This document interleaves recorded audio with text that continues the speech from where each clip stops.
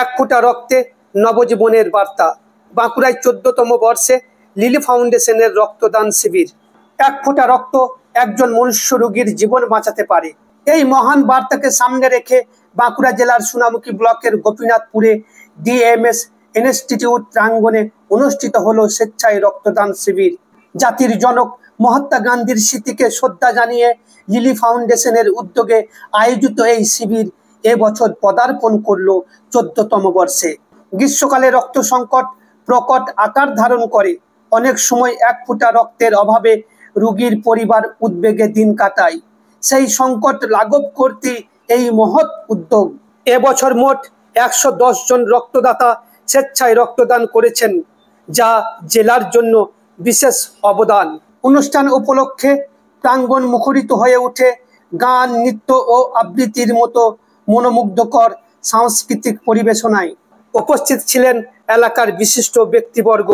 তারা সবাই একমত হন, সচেতন নাগরিক হিসাবে প্রত্যেকের উচিত রক্তদানের মতো মানবিক কাজে অংশগ্রহণ করা। লিলি ফাউন্ডেশনের চেয়ারপারসন প্রসেনজিৎ ব্যানার্জি বলেন, আমাদের লক্ষ্য প্রতিটি পরিবার থেকে একজন স্থায়ী রক্তদাতা তৈরি করা। সমাজ সেবায় এই কর্মসূচি আগামী দিনেও নিরবিচ্ছিন্নভাবে চলবে। এই শিবিরে কেবল রক্তদানই নয়, বরং সমাজকে অনুপ্রাণিত করার এক মহৎ বার্তা ছড়িয়ে দিল। মানবতার সেবায় এই উদ্যোগ আগামী দিনে আরও বহু হৃদয়কে এগিয়ে আসতে উদ্বুদ্ধ করবে বলে মনে করছেন সকলে। এখন আপনারা দেখছেন বিএম নিউজ বাংলা। আমরা সম্বর্ধনা জ্ঞাপন করছি। এনারা রক্ত দিয়ে এই রক্তদান উৎসবকে সফল করলেন। আরো অনেকেই দিয়েছেন, আমরা পর্যায়ক্রমে ডেকে নেব। নিজেরাই রক্তদান করবেন না। আমি ভবানীবাবুকে বলছিলাম রক্তদান করছিলেন যখন, যে আপনি তো একটু বয়সে প্রবীণ, আপনার কাজ হবে আপনার গ্রামের যারা জুনিয়র, কোনো অসুবিধা নেই, রক্তদান করলে তো শরীর ভালো থাকবে। এবং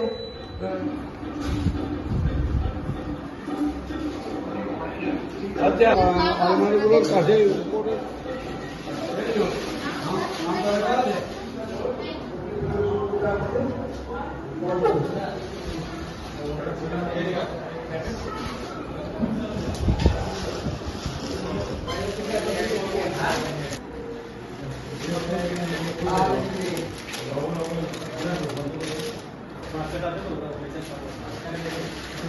আজ আমাদের ডিএমএস ইনস্টিটিউট তথা দিশারি, যেটা লিলি ফাউন্ডেশনের পরিচালনায় অনুষ্ঠিত হয়, আমাদের আজকে 14তম বর্ষ রক্তদান উৎসব অনুষ্ঠিত হচ্ছে এই ডিএমএস ইনস্টিটিউট ধুলাইতে।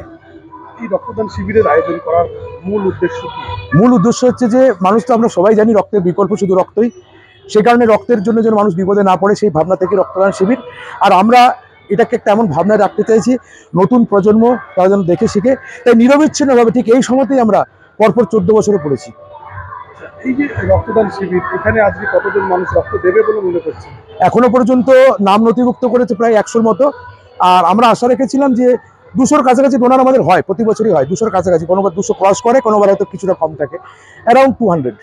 এই রক্তদান শিবিরের ফলে বাঁকুড়া জেলায় কতটা রক্ত সংকট বলে মিটবে বলে মনে করছে? সেটা তো আমাদের এখানের ক্যাম্প থেকে যে প্রচুর রক্ত হয় তা তো না, কিন্তু নিশ্চিতভাবে ক্ষুদ্র ক্ষুদ্র দানেই তো একটা সিন্ধু হয়।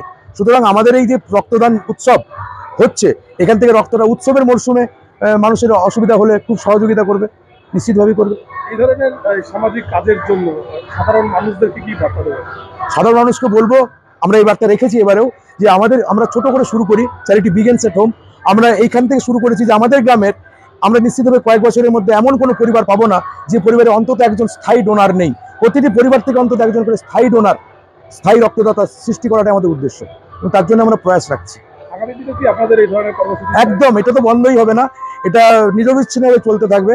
আগামী বছর আমাদের লক্ষ্যমাত্রা আছে 500 জন ডোনার রক্ত দেবেন, এরকমভাবেই আমরা এগিয়ে যাব এবং প্রচুর আমরা ক্যাম্পেইন করব, মানুষকে সজাগ করব এবং প্রতি ঘরে ঘরে যেন একজন অন্তত স্থায়ী ডোনার থাকে, এটার জন্য আমরা নিশ্চিত করব।